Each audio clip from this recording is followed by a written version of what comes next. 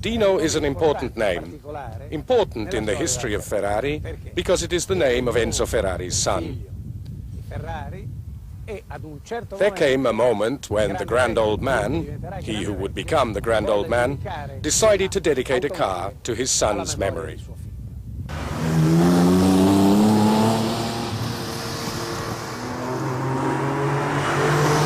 But we should mention that the 246, in which Mike Hawthorn won the 1958 World Drivers' Championship, just 1 point ahead of Stirling Moss, was victorious thanks to the insistence of the brilliant English driver who was to die in January 1959.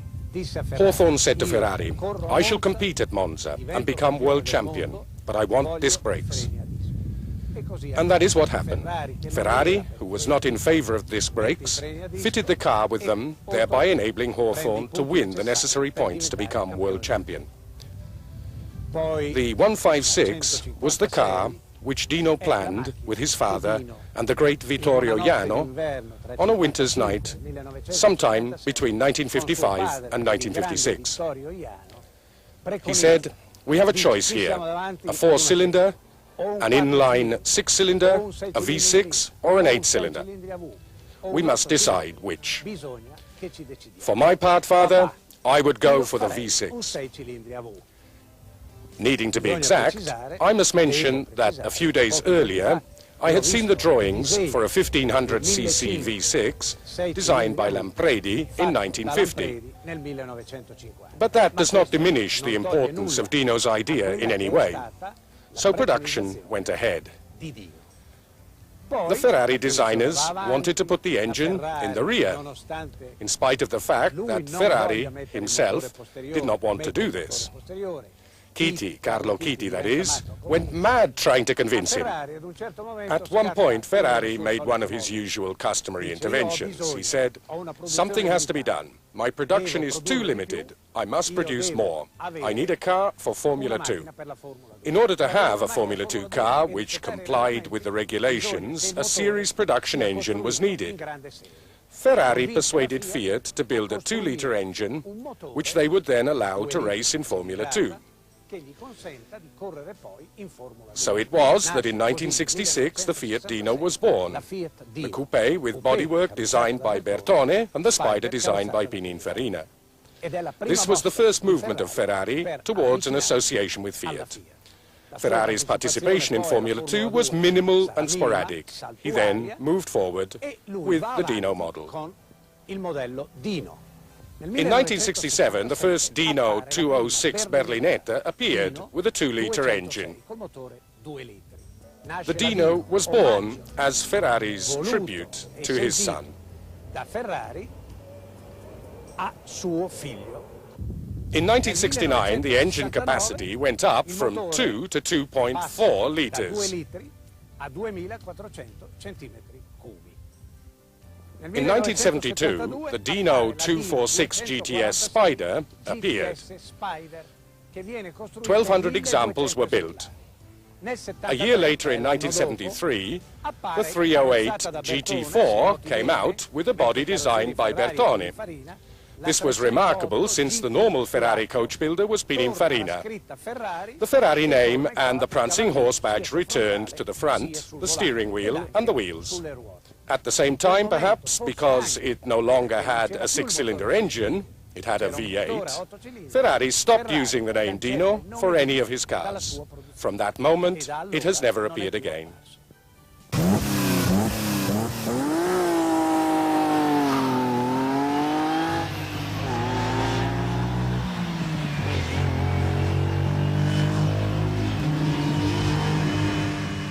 From its very first appearance on the market, the Dino has always held a special place in the heart of car lovers.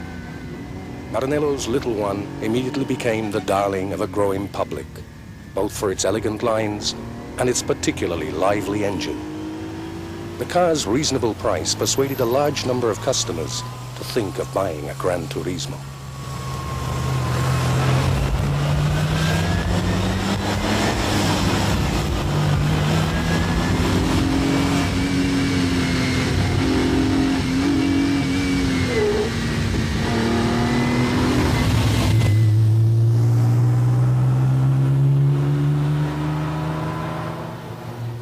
An elegantly beautiful design, which also drove and handled as a true sports car should, the Dino quickly became a fashion phenomenon.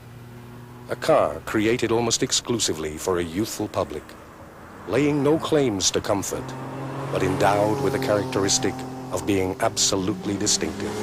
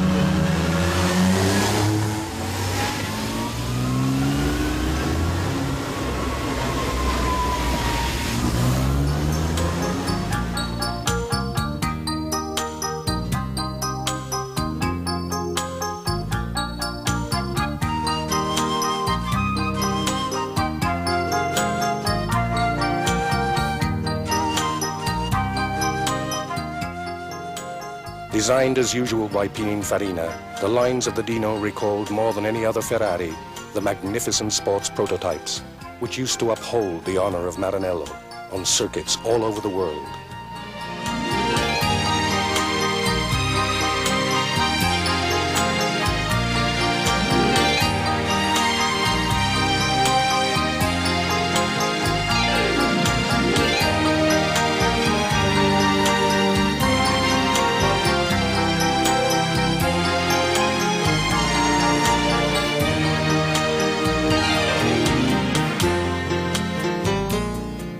The sharply wedge-shaped nose, the exaggerated wings, the broad curved windscreen, the long rear engine lid, and the truncated tail further strengthen the racing car looks of the Dino.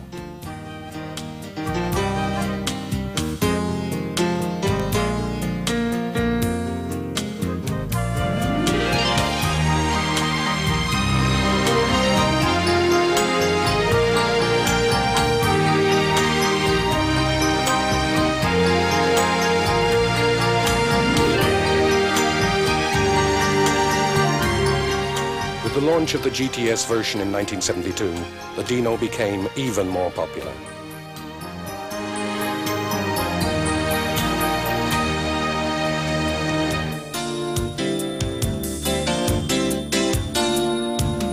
Easy to remove, the roof of the GTS can be slipped behind the seats. By this simple action, the dream of driving a car open to the skies is realized.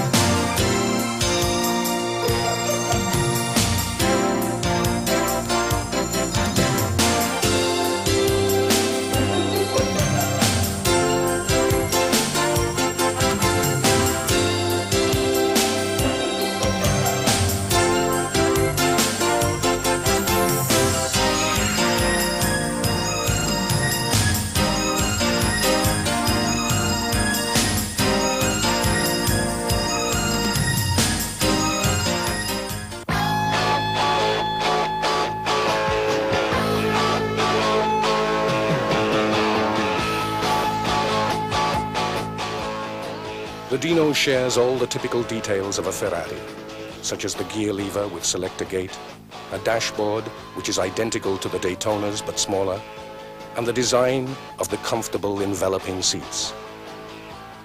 But it does not carry the customary prancing horse badge. Instead, the name Dino is to be seen everywhere, a deliberate gesture on Ferrari's part to create a separate distinctive product.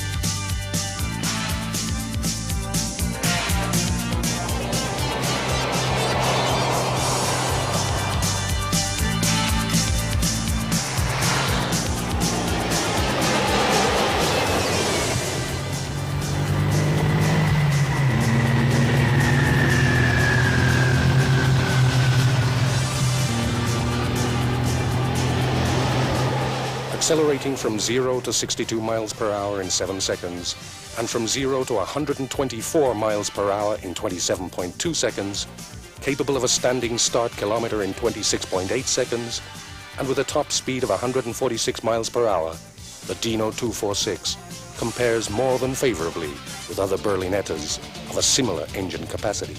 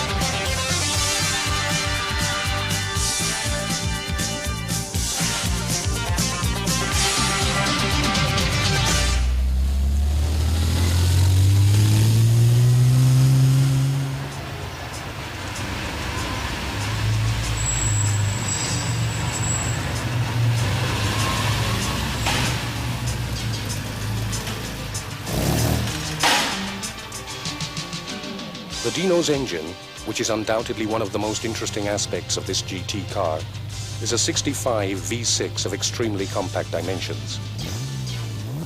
The first Dino 206 was made entirely of aluminium, and its power unit had a capacity of just under 2 liters, 1,987 cc to be exact, which was capable of developing 180 brake horsepower at 8,000 RPM.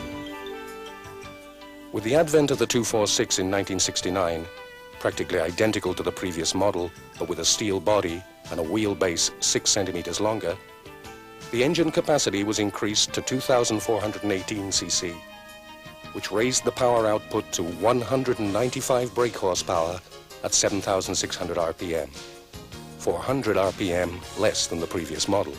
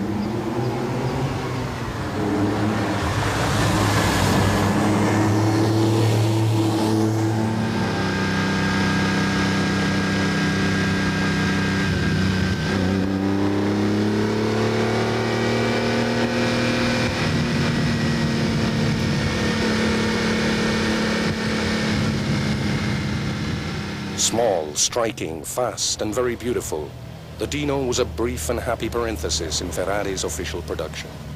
A valid alternative to the big, powerful GTS from Maranello. And to those who are still hesitant, wondering whether the Dino is a real Ferrari, we say yes, unequivocally, with its technical and aesthetic characteristics. To all intents and purposes, it is undoubtedly a Ferrari.